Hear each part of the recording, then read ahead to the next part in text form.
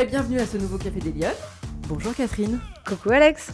Alors là ce matin je suis hyper contente, vous allez prendre un gros boost de vitamines, encore plus que d'habitude, j'en ai bien peur, parce que je suis avec Catherine Barba, on est dans les fabuleux locaux de l'Intercontinental Lyon Hôtel Dieu, dans la partie de l'académie, et ce matin je suis ravie de t'accueillir Catherine. C'est moi. C'est toi, c'est moi bien qui toi. suis heureuse d'être ton invitée.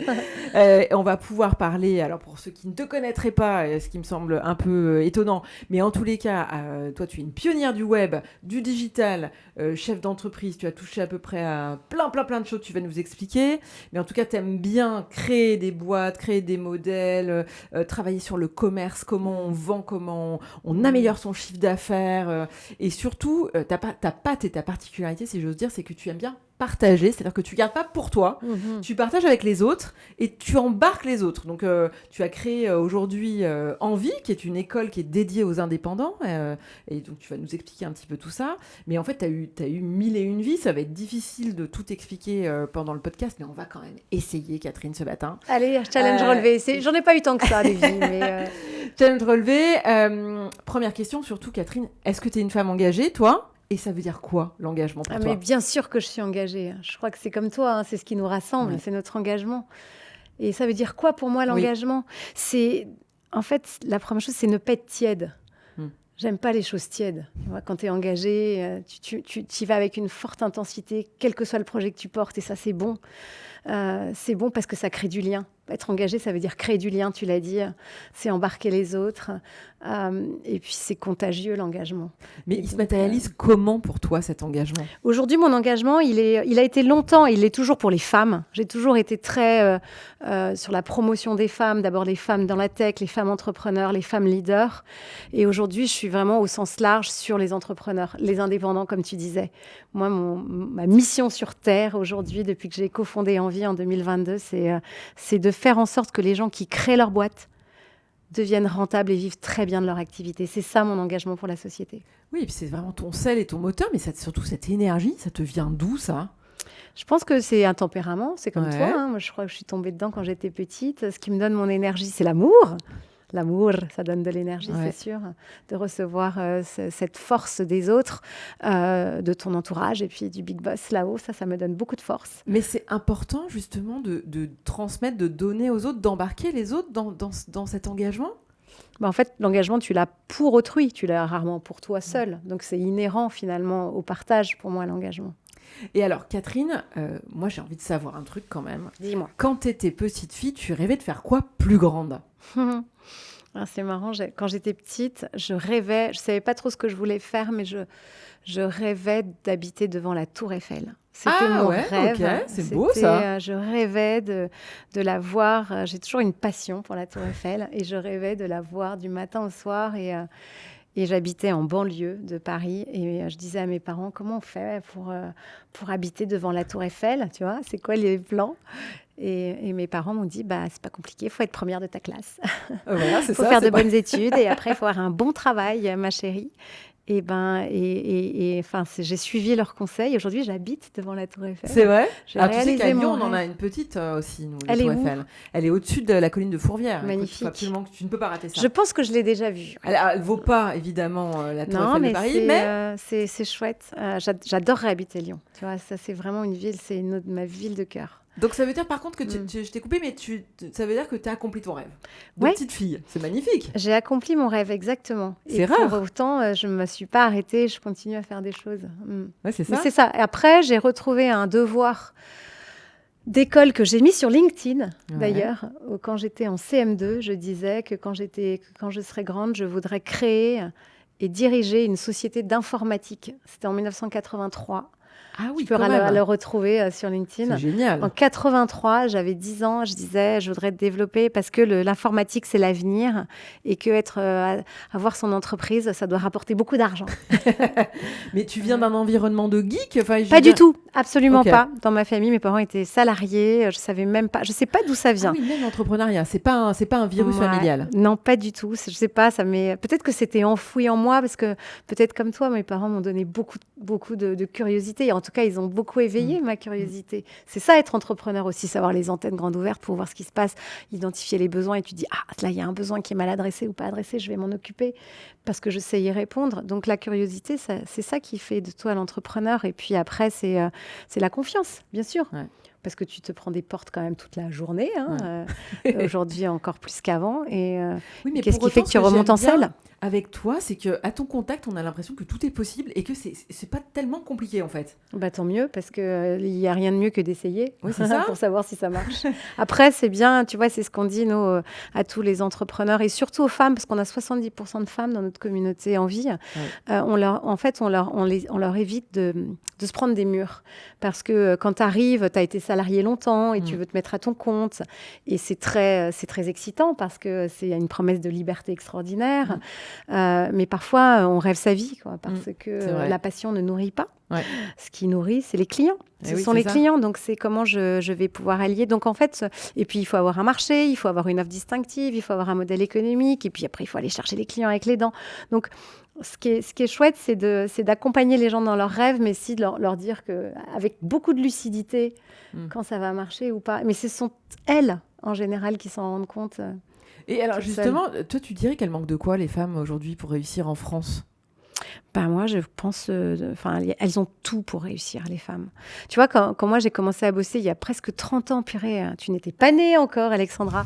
Eh bien, moi, quand j'ai commencé à travailler, il y avait quasiment aucune femme rôle modèle. Il n'y en avait pas. Il n'y avait que des hommes. En plus, dans la tech, où moi, j'ai commencé à bosser. Pour autant, moi, j'ai eu des mentors hommes, et c'était super. Mais j'avais pas de modèle. Tu vois, mais ça ne m'a pas empêché d'avancer. Quand même. Donc, je pense que ça accélère et c'est extraordinaire d'avoir des modèles parce que ça te dit c'est possible. Mais ce n'est pas tout. C'est juste qu'est-ce qui va générer ce petit moteur en toi qui te dit homme ou femme en réalité. Il y a un besoin là. J'ai vu un besoin. Moi, je connais mes compétences. Je sais que je peux y répondre et je vais y aller parce que j'embrasse l'idée de l'échec potentiel. Mais surtout, je me dis que ça peut marcher. Alors justement, on parlait de ton rêve de petite fille tout à l'heure. Mais concrètement, qu'est-ce que tu fais quand tu es au lycée ? Tu te dis, tiens, il faut choisir un truc, là. Qu'est-ce que tu fais ? En fait, moi, je suis focus sur les études. Chaque année, 6e, 5e, 4e, première de la classe. Il n'y a que ça qui m'intéresse, en fait. Ok, d'accord. Je ne sais même pas où je vais. Et après, voilà. Ah, donc, tu as suivi ce que tes parents t'ont dit. Tu dis, ok, c'est le chemin, j'y vais. Voilà, et après, prépa, et après, grande école de commerce. Et je suis en 3e année d'école et je suis toujours pas ce que je veux faire, en fait. Ça ne m'intéresse pas. Il y a rien. J'ai fait des stages. Je me suis beaucoup ennuyée. C'était affreux. Pourtant, dans des grandes banques ou dans des très belles maisons de luxe, mais je me disais, c'est pas pour moi. Et puis, mon mémoire de fin d'études, panique à bord, il faut choisir un sujet. Enfin, je sais pas, toi, si tu avais un mémoire à faire. Non, moi, je savais pas du tout. Et là, j'hésitais entre, je sais pas, le business de la planche à voile, les paradis fiscaux. Puis un jour, je tombe sur l'arrivée d'Internet en France. Et je me dis, c'est génial, ça. C'est quoi C'est quoi, dans un magazine. On est en 95-96 et son impact sur la lecture de la presse. Ah oui. Et je me dis, c'est un super sujet, ça, tiens. Et donc, j'ai commencé à me dire, c'était un concours. Je me dis, je vais faire le concours et ça sera mon mémoire de fin d'études. Ah, ok. Voilà. Et j'ai gagné le premier prix. Et donc, d'abord, ça m'a fait le job pour le mémoire, parfait. Ça, c'est bien. Et la présidente du jury, elle m'a reçue le lendemain de la remise du concours. Elle m'a dit, dis donc, votre truc Internet, là, c'est très, très bien. Nous, on est une entreprise de médias, vous savez ce que c'est ? Non, m'intéresse pas. Et vous savez, on achète de la pub en presse, télé, affichage radio pour nos clients, super. Et on n'a pas Internet. Ça vous intéresse de vous occuper du département Internet ? Vous avez l'air hyper au courant. J'ai dit, je sais pas, oui peut-être, allez hop, go, banco. Et c'est comme ça que j'ai commencé à bosser dans Internet en 96 parce que j'avais gagné un concours, tu vois. Mais parce que déjà, ce truc... Bon, ce que je te dis pas, c'est que j'avais quand même passé plusieurs mois aux États-Unis avant. Ah, d'accord. Où j'avais quand même vu cette espèce de petit escargot, là, l'arrobase, tout le monde utilisait et tout le monde était déjà sur AOL, utilisait Amazon. Et je trouvais ça assez fascinant, cette e-chose à peine naissante qui était là et qui, je me dis, ça ouvrait des perspectives incroyables. Et moi, quand je suis retournée en France, j'avais l'impression que j'étais au CP alors que tout le monde était encore à l'école maternelle, quoi, mais je ne savais pas beaucoup plus. Donc, ça s'est fait comme ça. Tu sais, c'est comme toi, en fait. C'est le hasard des rencontres, la vie. Ouais. Et tu suis surtout ton intuition.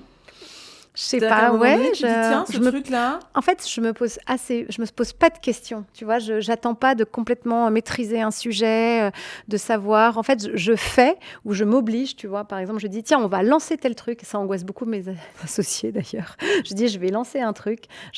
C'est pas encore complètement affiné, mais le fait d'avoir une deadline, ça m'oblige à faire. Moi, je me réalise dans l'action. Ouais, c'est ça. Donc là, c'est première expérience professionnelle. Oui, donc je suis salariée et donc je développe, mais je suis intrapreneur en fait, puisque je développe le département Internet d'une très grosse entreprise qui n'a pas ce département. Et au début, je suis toute seule, puis après on est 2, 3, 4, 5, 10, 50. Enfin, ça grossit très vite parce que les besoins à la fin des années 90 sont très importants dans les agences médias. J'ai des clients super prestigieux avec qui je fais des grosses campagnes de pub. À l'époque, on achète des bannières. Ceci est un rectangle. Oh, on peut cliquer dessus. Oh, ça s'appelle une bannière. Enfin, c'est assez marrant. Et puis un jour, je fais une grosse campagne pour un client, c'était Sony Music, sur un site, je ne me rappelle même plus son nom. Et le patron de ce site veut me rencontrer pour me remercier parce que c'était un gros budget. Il m'invite à déjeuner avec son associé. Et à la fin du déjeuner, il me propose d'être leur directeur général. Et c'est Marc Simoncini, c'est le patron d'une boîte qui s'appelle e-France. Et je n'ai pas très bien écouté en fait pendant le déj ce qu'ils font. Ah ouais, ok. Mais je sais pas, je trouve que c'est des gens, ce sont des entrepreneurs. Je trouve qu'ils ont une audace. Et puis j'ai bien aimé le rapport. Et donc je rentre dans ma boîte et je vais voir ma patronne que j'adore. Elle s'appelait Viviane Pratt. Et je dis Viviane, c'est horrible, il faut que je te quitte. Que je vous quitte. D'ailleurs, vous voyez. Elle me dit pardon, mais il en est absolument pas question, quoi. Et elle prend ma lettre de démission, elle la déchire. Parce que moi, je démissionne tout de suite. Ah oui, d'accord, t'es comme ça. Action-réaction. Ouais. Quand un truc est fini, c'est fini, quoi. Et elle me dit, je veux rencontrer cet homme-là qui, soi-disant, va te recruter. Alors, oui, bonjour, monsieur Simoncini, est-ce que vous pourriez aller rencontrer ma patronne? Non, mais n'importe quoi. Et voilà, et à la fin, elle m'a dit, OK, ben moi, je valide. Ah oui. T'imagines? Ah, mais c'est exceptionnel. C'est dingue, c'était dingo. Mais même, je me rappelle, les gens de la boîte, c'était drôle, ça, je te dis ça, je m'en souvenais pas. Les gens, donc en fait, Omnicom, donc la boîte que dirigeait Viviane Pratt, ça faisait partie il y avait plein d'agences de pub qui en étaient actionnaires, DDB, BDDP, CLM, BBDO, enfin tout un tas d'acronymes. Et il y avait un des grands patrons d'une de ces grandes agences qui, ayant eu vent du fait que j'allais partir, m'a écrit une lettre de 2 pages, recto verso, manuscrite, pour m'expliquer pourquoi il fallait pas que je m'en aille. Ah oui. J'aurais dû la garder. C'est Xavier Romatet qui a après dirigé l'IFM. C'est dingue, faut que je revienne. C'est bien avec toi, il y a les surgis, ça revient. Ça fait cet effet. Est-ce que ça peut me donner les numéros du loto gagnant? Écoute, on peut tenter, on l'a jamais tenté dans cette émission. Je réfléchis, Vas-y, c'est le 13 qui vient en premier. C'est pas mal, j'aime bien. Mais alors attends, là tu te retrouves directrice générale d'une boîte. Ouais. T'as quel âge là? Eh ben, c'est en 99 et moi je suis née en 73. Tu vois, donc je suis pas très vieille et en fait ce qui est bien, en fait ils me recrutent parce que en fait la boîte est dans plusieurs pays d'Europe et moi je parle plusieurs langues. Ouais. C'est une bizarrerie et que j'ai, et en plus mes clients quand j'étais en agence média c'était beaucoup des marques, des annonceurs, et en fait c'est dans le modèle économique de cette boîte, il faut aller chercher du budget publicitaire, donc comme je suis une vendeuse, ils me disent tu vas aussi aller chercher le chiffre d'affaires. En fait, c'est un modèle. e-France, à l'époque, c'était un site qui hébergeait des pages perso, des blogs. Et il y avait un modèle gratuit avec de la pub et un modèle payant où les gens payaient pour avoir accès. C'est très bizarre, c'était un portail. Des trucs, mais ça remonte à 10 000 ans, ça. Et donc moi, je développais plutôt la partie publicitaire. Donc, tout ce que j'avais fait dans ma boîte d'avant, c'était utile. Te servait. Ouais, c'est ça. Et donc, je les connaissais tous, en fait, tous les grands annonceurs. Donc, ils se sont dit, avec elle, ça va rentrer, le chiffre. Mais là, t'as pas peur. Tu te dis pas, on me propose un truc... parce que les femmes sont assez spécialistes de ça, mais je sais pas si je serais capable. En fait, je me pose pas la question. Tu te poses pas la question. En fait, c'est juste... Je sais pas comment tu fais, toi, mais si quelqu'un me le demande, je me dis, moi, je sais pas pourquoi, mais il y a bien une bonne raison pour laquelle il le fait, donc je lui fais confiance, tu vois. Ouais. Et je vais puiser ma confiance dans son regard. Okay. Je me dis, voilà, je me questionne pas. Je n'ai jamais eu le syndrome de l'imposteur, je crois. Ah, c'est vrai ? Parce qu'en fait, à chaque fois que je ne savais pas, j'ai bossé comme un chien. J'ai bossé, mais j'ai potassé le sujet, j'ai rencontré les gens, j'ai passé des nuits. Je suis assez workaholic, en fait, je bosse beaucoup. Enfin, je pense comme beaucoup de femmes. Hein. Non, mais c'est bien de le rappeler, parce qu'en fait, on voit toujours la réussite des gens, mais on ne voit pas le parcours. Moi, je crois que la compétence, elle t'enlève ce syndrome, tu vois. Et puis après, je me dis, attends, qu'est-ce que j'ai à perdre au fond, tu vois? Je n'ai pas l'impression qu'on va me démasquer en se disant, mais cette fille ne connaît rien à son sujet. Ben non, je connais, tu vois. Ouais. Et puis après tout, c'est pas très grave enfin, je le pense vraiment, c'est pas grave de se tromper, c'est pénible, je déteste ça. Mais au final, oui, c'est pas agréable, mais pour autant, ça change rien. Ben non, les gens qui m'aiment m'aimeront toujours. Ouais. Non, puis c'est une opportunité. Enfin, j'espère. Tu saisis l'opportunité qui se présente et tu te dis, bah allez, j'y vais, on verra bien. Ouais, c'est ça. J'attends pas d'être totalement au point sur un truc pour y aller. D'ailleurs, parfois, tu vois, je déclare les choses avant qu'elles arrivent. Tu vois, j'ai une parole performative. Au moment où je dis, ça peut arriver, mais ça m'oblige, en fait. Ouais, tu vois, ça. Donc, ouais. Donc là, tu te retrouves DG de cette boîte. Ouais, exactement. Donc, je vais en Espagne, en Italie, je voyage pas mal. Je vais essayer de trouver des annonceurs. Mais sauf qu'au bout de quelques mois, elle est rachetée par Vivendi. D'accord. Et là, ça change ma vie parce que j'ai des stock options et c'est une très grosse vente. Donc, ah oui, ok. Voilà. Donc, c'est le loto, quoi. Ouais, c'est voilà, ça. c'est le loto. M'attendais pas à ça. Puis surtout, j'étais pas pour grand-chose. Hein. C'est quand même du bol. Il faut un peu de chance dans la vie. Ouais, il faut un peu de chance. Oui, ça, je pense que le triptyque gagnant, il faut un peu de confiance en soi, il faut beaucoup de curiosité, et puis il faut de la chance. Et un peu de culot aussi, non? Ouais, ça va avec la confiance, je pense. Ok. Voilà. Mais donc voilà, donc je me retrouve, alors je dis, c'est bien, j'ai des sous, c'est bien ça. Et donc je change un peu de choses dans ma vie. Alors qu'est-ce que tu fais? Donc du coup, tu te dis quoi? Tu fais quoi maintenant? En fait, je me dis, ça me donne un matelas financier pour entreprendre. En fait, je ne sais pas si, tu vois, si je n'avais pas eu cette opportunité-là. D'ailleurs, c'est drôle, j'avais eu cette discussion avec une entrepreneur. J'écrivais ça sur LinkedIn, je disais, moi, c'est parce que j'avais un peu de sous de côté que je me suis dit, je vais faire comme les gars qui m'ont recruté, je vais entreprendre. Parce que quand même, l'exemplarité, c'est fort. Hein. Ouais, c'est ça. On est la somme des gens qu'on fréquente. Et donc, je me disais, j'avais envie, mais là, je me suis sentie... Je me dis, allez, c'est bon, je prends moins de risques. Et une entrepreneur me disait, mais moi, c'est tout le contraire. C'est parce que j'avais rien que j'ai entrepris. Ah ouais. Parce que donc, tu vois, ça dépend vraiment des gens. Ouais. Et donc, je me dis, tiens, c'est marrant, je vais y aller. Je vais me jeter à l'eau, quoi. Donc, c'est-à-dire que tu avais vraiment ça en toi, de toute façon. Moi, je pense. Et puis de les voir tous les jours, venir, avoir des idées, les mettre en œuvre, dire leur cas de vérité aux gens de Vivendi. Tu vois, au moment du rachat par Jean-Marie Messier, c'était lui à l'époque qui dirigeait Vivendi. Ça s'appelait Vivendi Universal à l'époque. Ouais. Et quand il leur propose au téléphone à mes deux fondateurs, là, qui sont devenus mes mentors d'ailleurs, quand il dit, alors, c'est quoi ton prix, Jean-Marie? 1 milliard. Et il y en a un qui dit, mais 1 milliard? Mais c'est quoi ce prix de jésuite, Jean-Marie? Enfin, tu vois, j'ai trouvé cet aplomb assez dingue. Et je me suis inspirée de ça quand même pas mal. Ouais, c'est ça. Ouais, donc le culot dont tu parlais. Ouais, c'est ça. Ouais. Un peu de bluff, et puis on essaye, on teste des choses, on voit. Ouais, c'est ça, il faut oser.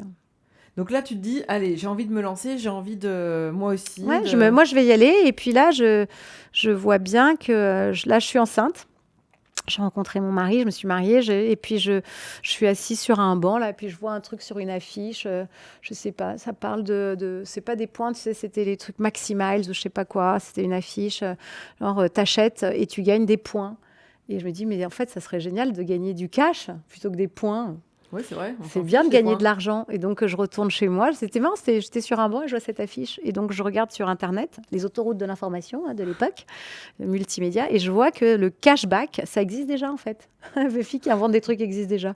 Et je me dis, c'est bien ça, le cashback, et c'est aux États-Unis. Alors, c'est quoi le principe? T'achètes en ligne et tu gagnes du cash, mais vachement bien. Surtout qu'on est au début des années 2000 et tout le monde a la trouille d'acheter en ligne. Ouais. Et donc, je me dis, mais ça serait un super accélérateur, en fait. Et donc, je me renseigne. Tu sais, c'est comme pour tout. Quand tu veux lancer une idée, tu regardes d'abord si ça existe, est-ce qu'il y a un besoin, est-ce qu'il y a une place à prendre. Et toi, ce que tu sais faire, est-ce que ça peut y répondre? Oui. Et puis, voilà, tous les indicateurs sont au vert. Et donc, je me dis, je vais créer une boîte de cashback. Voilà. Et donc, je vais surtout que les annonceurs, toutes les sites e-commerce, les pure players de l'époque, et puis les Redoutes, les Fnac, les Dell, les Sephora qui sont déjà en ligne et qui étaient mes clients quand j'étais chez OMD et chez e-France, je sais que c'est avec eux qu'il va falloir que je deal. Donc, je connais les interlocuteurs. Donc, je les appelle tous et je dis, vous savez quoi, je lance un site de cashback. Ah ouais, c'est quoi? Quand je vais vous envoyer des visiteurs, vous allez me donner une commission d'affiliation. Et cette commission, je vais la partager en cash avec mes clients. Super. Et donc, on commence. Je rencontre quelqu'un avec qui je travaillais qui fait le site, une de mes collaboratrices d'e-France qui est financière, qui fait la finance, et un troisième que je connaissais aussi qui fait le marketing. Et on est parti à 4 comme ça. Et moi, j'étais la seule opérationnelle. Ils avaient un autre job en parallèle. Ah oui, ok. Et donc, on a commencé à lancer ça. Tu vois, donc, c'est comme ça que je me suis... je ne savais pas faire, mais c'est vraiment ma façon de fonctionner. T'es un phénomène. Enfin, Non, je pense pas que donné à tout le monde, ça. En fait, je sais pas. Encore une fois, je crois que la clé, c'est de ne pas attendre. Perfect is too late. C'est too late. Donc, tu sens un truc, faut y aller. Tu vois, et teste, encore une fois. Peut-être parce que j'avais mon petit matelas derrière et je me disais, bon, ça marche pas, c'est pas grave. Ouais. Je retrouverai un boulot salarié. Et je me disais ça pour toutes les personnes que je recrutais, je me disais, si ça marche pas, je leur retrouvais du boulot. C'est pas grave, je leur retrouverai. Tu t'auto-convainquais que voilà, on avance et il y aura des solutions. Ouais, mais ce qui est chouette, c'est que cet état d'esprit, il est très contagieux. Tu vois, je me souviens de la fille qui était à l'accueil de la boîte de Marc Simoncini, Armelle. Après, elle avait cette audace aussi, cheville au corps. Elle était à la compta, puis après, elle est passée à l'administratif, puis après, elle a fait des formations, etc. Enfin, je te la fais courte. Aujourd'hui, elle est directrice financière d'une très grosse boîte et DRH. Et en fait, c'est elle qui s'occupe d'Envie avec nous. Elle travaille avec nous. Okay. Et elle aussi, et elle dit toujours quand elle repense à cette époque, mais moi, je trouvais ça hyper inspirant de te voir, de vous voir. Allez, on y va, on avance et on verra bien. Et elle dit, moi, c'est ce qui m'a drivé après et c'est ce qui a fait sa trajectoire. Donc, en fait, c'est Jean-Paul II, quoi. N'ayez pas peur. Il n'y a pas de limite.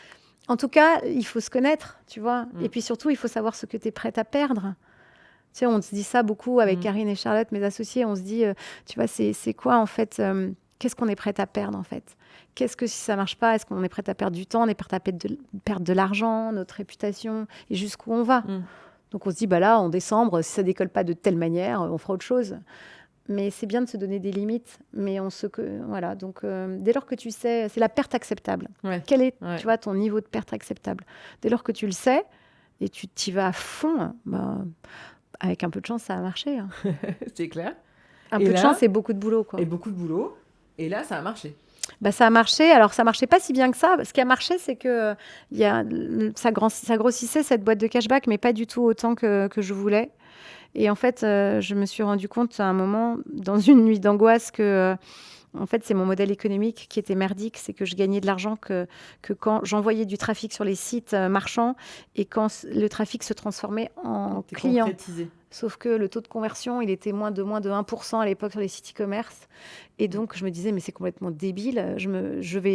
Et donc, je me suis dit, il faut que j'invente une méthode pour optimiser la conversion. Okay. Donc, je suis allée voir quelqu'un le lendemain de cette réflexion nocturne, parce que j'étais dans un coworking qui ne s'appelait pas comme ça d'ailleurs à l'époque. Et je vais voir un gars qui m'aimait bien et je lui dis, Florian, j'ai une super nouvelle à t'annoncer. Tu vas m'acheter une mission, en fait. Je vais t'optimiser ton site. Et il a vendu son site à Abritel après, d'ailleurs. Mais pas grâce à moi. Hein, et donc, il m'a dit, ah bon, c'est quoi? C'est votre activité? Je dis, ouais, super. Tu vois, c'est un peu du bluff, mais en même temps, je me suis dit, c'est la nécessité, quoi.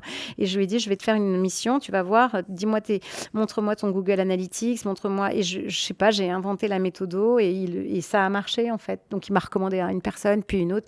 Et du coup, je me suis retrouvée à développer une activité d'optimisation, de conversion de site e-commerce. Donc, j'ai créé une deuxième boîte qui s'appelait Malinea parce qu'on était malins. Et donc, j'avais mon site de cashback, Cashstore, et j'avais Malinea qui se développait en parallèle parce que Cashstore ne grossissait pas comme je voulais. Et puis un jour, au bout de 2 ans, j'ai une offre de rachat sur le cashback. Un de mes concurrents qui me demande si ça m'intéresse de le vendre. Ouais. Et donc, je vais voir mes 2 gourous, là. Et ce que me dit un des 2, il me dit, alors, surtout quand tu veux vendre ta boîte, tu dis à tout le monde que tu ne veux pas la vendre. Tu dis, je ne suis pas à vendre. Tu vois, c'est marrant. En fait. Génial, mais bien sûr. Non, pas du tout, ça ne m'intéresse pas du tout. Mais après, tu négocies. Et en fait, on l'a vendu, il m'a aidé pour la session. Et du coup, je me suis concentrée sur l'autre activité. Mais 6 mois après, c'est VP qui est venu pour dire, ça m'intéresse de racheter ton activité d'optimisation de site e-commerce parce que nous, on fait des ventes flash. Mais ces marques, ils travaillaient avec je ne sais pas combien de milliers de marques chez VP. Tu vois, tu sais, c'est les ventes, tu connais les ventes privées, tu connais le principe. Et en fait, l'idée, c'était de dire, ils font des ventes flash pendant 2 jours, mais 363 jours de l'année, ils ont besoin d'avoir leur propre site qui marche bien. Et comme toi, tu optimises les sites e-commerce, là, ça tombe bien, on va travailler ensemble, tu vas faire VP Conseil. Et donc, j'ai fait, voilà, c'était bien. C'était aussi un peu de sous qui revenaient, quoi, hein. C'est bien, sur les 2 ventes. Bah oui, carrément. C'était bien, ça. Mais sauf que c'était pas bien. J'étais très malheureuse chez VP, en fait. Ah bon? Ouais, c'était pas ma... Puis je pense que j'étais nulle quand j'étais chez eux. J'avais plus d'idées. Et puis... En fait, toi, t'as besoin d'être plutôt précurseuse, d'aller ou d'être chez moi, peut-être, tout simplement. Ah, aussi sur ton territoire. D'être dans ma boîte à moi, en fait. Ouais. Tu vois. Et j'avais plus d'idées, j'avais pas d'envie. C'était triste. Enfin, je pense qu'ils étaient super déçus, et moi aussi. Donc ça a duré qu'1 an. Ouais. Je dépérissais à vue d'œil, en fait. C'était pas ton truc. C'était pas mon truc. On était peu avant 2015. Et à un moment, mon mari dit, bon, ça suffit, on va aller changer les idées, on va aller prendre l'air aux États-Unis, 2 mois là, de vacances avec notre fille. Et puis au retour de ces 2 mois, je me suis dit, j'adorerais y habiter, quoi. C'est trop bien là-bas. Ça me rappelait quand j'étais étudiante. Eh oui, c'est ça. Et donc, ce que femme veut, Dieu le veut. Et donc, on est parti vivre aux États-Unis pendant 5 ans. C'est extraordinaire. Écoute, cette vie, franchement, tu nous fais voyager, tu nous fais rêver. Ouais, alors là, vous partez à New York, c'est ça ? Ça on part à New York. Et alors là, je me dis, je rencontre des gens, mais je me dis, j'ai déjà pas le temps de voir mes amis. C'est pas pour m'en faire de nouveau, tu vois. Et c'est là que je tombe, bam, sur Karine. qui est à New York aussi, qui est en coulisses. Ouais, qui est là, qui a fait une longue carrière dans le marketing super, super balèze, qui a eu un pépin de santé qu'elle a remonté comme un chef, puis après qui est partie vivre à Londres, et puis qui est à New York. Puis voilà, il y a des coups de cœur amicaux et professionnels, et on se met à développer ensemble un truc de fou, quoi. On se met à créer un événement pour les femmes et la diversité de 1000 personnes pendant 5 ans avec des sponsors. Et on est quasiment que 2 à le faire, quoi. Et ça marche. Ok.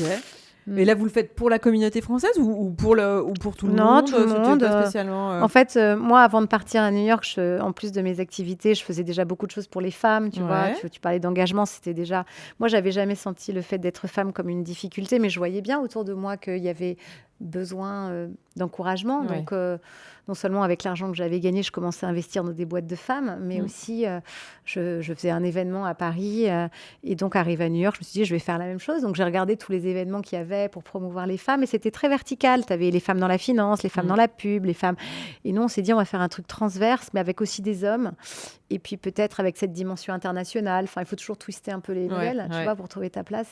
Et puis, ça s'appelait le Win Forum, et c'était un truc de fou. Donc, il y avait effectivement un gros vivier de Français, mais il n'y avait pas que ça. Il y avait, on faisait ça à la Parsons School. C'est une école magnifique avec un amphithéâtre, auditorium de dingue. C'est digne de la salle Playel, avec une acoustique folle. Et c'était une belle rencontre. Et donc, je me suis dit, voilà, quelqu'un qui me supporte au boulot, parce qu'il faut me suivre. Faut te suivre. Oui, je pense qu'il faut te suivre. Et donc, mais qui va encore plus vite que moi. Les 2 petites franchises qui se rencontrent à New York et qui font un truc de dingue. Ouais, c'est marrant. Et ça marche. Mais qui s'amusent bien aussi. Qui s'amusent, oui, c'est ça. On ressent dans ce que tu as dit depuis le début, c'est qu'en fait, à chaque fois, ça marche aussi parce que tu y mets beaucoup de passion et que sur le moment, ça te plaît. Mais parce qu'encore une fois, on revient à notre question du début, c'est parce que je suis engagée. Tu vois, c'est sur des sujets... développer l'e-commerce en France, c'est un engagement. Ensuite, développer toutes les grandes enseignes qui se mettent sur l'e-commerce alors qu'elles ont besoin de comprendre l'omnicanal, c'est un engagement. Aider les femmes entrepreneurs aussi. En fait, non, mais c'est un sacré engagement parce que je veux dire, tu aurais pu très bien t'occuper de toi puis continuer ton truc. Mais tu as investi dans des startups pour des femmes, etc. Tu les accompagnes, t'encourages. Oui, bien sûr, mais parce que je pense pas que je sois une exception, en fait. Tu vois, cette audace un peu inconsciente, finalement, qui est la mienne, je pense qu'elle se transmet. Je pense qu'il y a une légèreté en moi qui fait ma force. Tu vois, et cette légèreté, c'est comme si, tu vois, c'est quand quelqu'un me dit, alors comment vous avez fait pour entreprendre? Vous avez beaucoup réfléchi et tout, et ça me rappelle, si on me demandait comment vous avez fait pour avoir un enfant, enfin, si tu te poses 3 millions de questions sur un enfant, tu l'as jamais. Non, Si on te dit, alors tu sais les petites nuits que tu vas avoir, c'est mort, ton ventre va Ça ressembler à un change vieux ta pneu, vie. t'es d'accord, ça va moins bien se passer avec ton mec, ça va. Bon, bah, t'y vas pas. Bah, une boîte, c'est pareil, ou C'est un pareil. projet, donc ouais. Donc après New York. C'est parallèle. Mais oui, mais c'est vrai, c'est tout à fait ça. Voilà, donc voilà, et après New York, un peu avant de revenir, du coup, bah, il y a une grande boîte du CAC 40 qui m'appelle pour être à son board, du coup, c'est le groupe Renault, qui me demande d'être administratrice. Bon, je me dis, bah, super, je bascule du côté obscur de l'âge, quoi, hein, ça y est, je deviens vieille, c'est super, mais pourquoi pas. Et encore un challenge, je connais rien à l'automobile, aux grosses boîtes, mais je me dis, je sais pas, ils m'ont choisi, il y a bien une raison. Et ben j'y vais, j'ai envie d'apprendre. Et en parallèle, je rentre à Paris. Et là, je me dis, bah, qu'est-ce que je vais faire? Je vais continuer sur tout ce qui est transformation e-commerce, digital, des boîtes. Je sais pas trop, en fait. Et puis, il se passe un truc de fou. On est en 2021. C'est pas que je vois la lumière, mais en fait, la lumière, elle vient souvent encore une fois, de la lecture que tu fais. Tu vois, on n'a pas une idée qui nous vient comme ça. C'est parce que tu découvres beaucoup, tu te renseignes. Et là, je vois quand même transformation du travail, le grande démission, les gens veulent plus être salariés. Ça m'interpelle, 1 million de personnes qui veulent créer leur boîte. Je me dis, c'est chouette ça, mais c'est bien de créer, mais c'est mieux de durer. Et pour durer, il faut quand même avoir 2 grands talents. Il faut savoir vendre et puis il faut savoir communiquer. Bah, ça tombe bien, c'est ce que je sais faire. Et donc, je me dis, il faut que je crée une école. Et donc, j'appelle tout de suite Karine, qui est encore à New York. Je dis, tu sais quoi, j'ai une idée géniale. Je te préviens, quand tu rentres, ça serait chouette qu'on le fasse ensemble. Elle aussi, j'ai de la chance. Elle blinde beaucoup plus les trucs que moi. Elle réfléchit beaucoup, beaucoup. Elle anticipe. C'est bien, mais à un moment, je ne sais pas pourquoi, par chance, elle dit, OK, je viens. Ouh, yes. Voilà. C'est bon, on a les droits, on peut y aller. Et puis j'appelle une amie de 30 ans qui était prof et qui après est devenue indépendante, donc qui connaît à la fois la pédagogie et ce que c'est, les affres de devenir, de passer à son compte, Charlotte. Donc je dis, bah, tu veux pas réfléchir avec nous? Et voilà, c'est comme ça qu'on part. Ah ouais. Et donc en 2022, là, c'est la nouvelle aventure. On vit une école d'entrepreneuriat et de vente. Oui, et une école, une communauté, parce que ce qui me frappe beaucoup dans tout ce que tu dis depuis tout à l'heure, tu as beaucoup parlé de la confiance en soi, mais finalement aussi, tu matérialises beaucoup le réseau. Parce que je vois, c'est des opportunités qui viennent à toi, mais aussi parce que finalement, tu écoutes, tu entends, tu as des idées, etc. Et tu es très interconnecté quand même. Ah bah en matière de réseau, j'ai trouvé mon maître avec toi. Tu sais ce que c'est, le réseau. Je crois pas qu'on puisse dire ça. Non, franchement, faut pas exagérer. Non, mais vraiment. Et donc, du coup... je sais pas. En tout cas, ce qu'on a compris aux États-Unis, de ce qu'on a pu observer quand on y habitait, c'est que on n'apprend pas seul. C'est impossible. C'est collectif. L'apprentissage, il est collectif ou il n'est pas. Et donc, intrinsèquement, toute l'ingénierie pédagogique qu'on met en œuvre... je ne sais pas ce que c'est à l'époque une ingénierie pédagogique, mais je vais voir des profs, je vais voir des gens qui ont des écoles, je vais voir des chercheurs en neurosciences, et il me confirme cela. Et donc, il me dit, donc pour moi, l'école et la communauté, ce sont les 2 faces d'une même pièce. Tu vois, donc ça veut dire que si on crée un organisme pour se former, pour apprendre, nécessairement, il y a cette dimension collective, parce que c'est celle qui te procure du plaisir, qui te donne de l'encouragement. Tu t'entraides pour apprendre à vendre et à entreprendre. Oui, mais en fait, surtout ce que tu construis avec Karine, c'est quand même un environnement un peu global. C'est-à-dire qu'il y a la formation, mais il y a cet esprit de communauté, il y a des événements. Moi, j'ai eu la chance d'assister à un de vos événements. Et merci de nous avoir fait l'honneur de faire le discours d'introduction, parce que tu as choisi l'audace, qui est vraiment un thème qui est important, notamment pour les femmes, qui sont, encore une fois, 70% de notre communauté. Et en fait, pourquoi on fait des événements? Parce que notre école, enfin, nos formations et notre communauté existe en digital. On peut créer beaucoup de liens en digital. On peut créer un esprit de corps. Ça, on a beaucoup travaillé le sujet quand tu travailles beaucoup le onboarding. Je vous invite à regarder les travaux d'un jeune garçon qui s'appelle Hugo Paul, qui est allé rencontrer des peuplades, des communautés partout dans le monde, et pour comprendre en fait qu'est-ce qui fondait le sentiment d'appartenance. What is the glue that binds us together? Et il y a beaucoup de choses du onboarding en one-to-one, en collectif. Il y a plein de petits rituels d'actes de reconnaissance qui font que tu te sens appartenir, mais à distance. Donc ça, on y travaille beaucoup. Mais à un moment, On n'est pas des robots, il Non, faut se voir il en faut se vrai. voir. Et c'est comme ça que Karine a eu l'idée de faire le Grand Prix des indépendants. D'ailleurs, qui est bientôt, enfin, je ne sais pas quand est-ce qu'on se rassure les ondes, mais qui est jusqu'à la fin de l'année 2025 dans plusieurs villes de France et en ligne en novembre. Donc, Ah non, c'est une super idée, on franchement. peut gagner 5 000 €, les amis. Allez-y, et c'est gratuit l'inscription. Non, mais tu vois, donc en Ouais, fait, bien on joue sûr. sur les deux tableaux. On est en digital et en physique, mais ça rappelle mon passé sur l'e-commerce et le commerce physique. Hein. Il faut Ouais, embrasser les deux. Bah, là, c'est pareil. ça. Tu te formes en ligne, tu crées une communauté en digital, mais quand même, se voir en physique, c'est super. Après, le physique, il a vachement de contrepartie parce que ton PNL, il n'a pas la même tête quand tu as des locaux et quand tu dois payer de l'électricité et tout ça. Hein. Ouais, Et aujourd'hui, moi, je crois que dans n'importe quel business, il faut fuir les charges fixes. Il faut fuir les charges fixes, les amis. Dégager le maximum de charges fixes. Il y a tellement d'incertitudes. Mise sur les charges variables. Et puis mise sur toi. Donc, c'est pour ça que c'est bien d'avoir un attelage léger et d'être indépendant. Ouais, c'est ça. Tu vois, il y a une fille à midi, on fait chez Envie un truc génial, ça s'appelle l'atelier business rentable. Et c'est une fois par mois. Moi, je prends pendant 1 heure, qu'on le fasse ensemble, peut-être avec ta communauté aussi. Il y a 3 personnes qui viennent me présenter chacune un quart d'heure, 20 minutes leur business et qui me disent le nœud qui est le leur. Donc, tu vois, il y en a une qui me raconte son nœud et elle me dit, moi, c'est mon pricing. Il y en a une autre qui dit, moi, mon nœud, c'est que je ne sais pas comment je dois communiquer. Et en fait, je tire le fil et je me rends compte que ce n'est pas ça le problème. Tu vois, il y en a une, elle me raconte que son problème, c'est son prix, mais je découvre qu'elle est en train de développer une plateforme digitale avec beaucoup de tech qu'il faut donc avoir de l'acquisition en B2C, donc il faut savoir communiquer, aller chercher des clients. Enfin, je lui dis, mais de toutes les compétences qu'il faut pour que ça devienne un succès, dis-moi, qu'est-ce que toi tu maîtrises, tu vois ? Parce que si le chiffre d'affaires durement gagné, c'est dur le chiffre d'aller chercher le chiffre d'affaires, hein.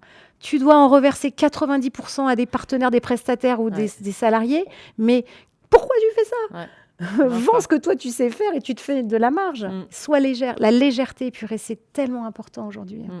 Enfin, my 2 cents. Alors Catherine, quel conseil justement tu donnerais aux femmes qui nous écoutent et qui se disent c'est vrai, moi j'ai toujours rêvé d'entrepreneuriat, mais je viens pas d'un milieu entrepreneur, j'ai envie, c'est la mode, c'est la tendance, tout le monde veut quitter le monde du salariat. Oui. C'est dur d'entreprendre par dépit. Hein. Je ne sais pas si ça marche. Je pense que c'est pas quand tu as épuisé tous tes plans et qu'il reste plus que ça. Tu vois, c'est comme si tu disais, je voulais me marier avec lui, mais bon, comme il n'était pas dispo, je vais plutôt prendre Michel. Mais il me plaît moyen, mais enfin bon, tu vois, c'est pas gagné, quoi. C'est pas parti. C'est le meilleur exemple qu'on m'ait donné depuis le début de cette émission. Donc, ne va pas voir Michel, c'est plutôt demande-toi, tu vois. Moi, je crois qu'il faut se souvenir, avant toute chose, le conseil, les amis, c'est souviens-toi que tu as une immense valeur. Souviens-toi de ta valeur, tu vois.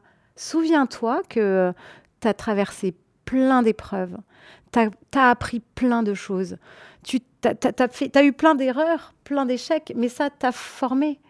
Et aujourd'hui, tu as traversé toutes ces tempêtes et tu es là.